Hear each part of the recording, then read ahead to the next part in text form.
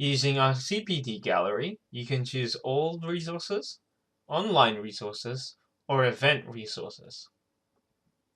An online resource is something that you can get access to right away and do it from the comfort of your home or office. An event resource is something that you'll have to attend to in person. You can browse through the gallery by scrolling through the page or by using the search function on the top right hand corner.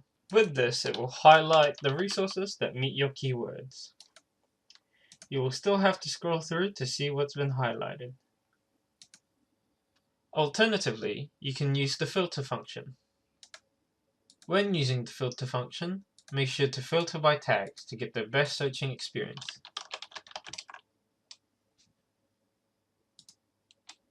You can also use the search tab.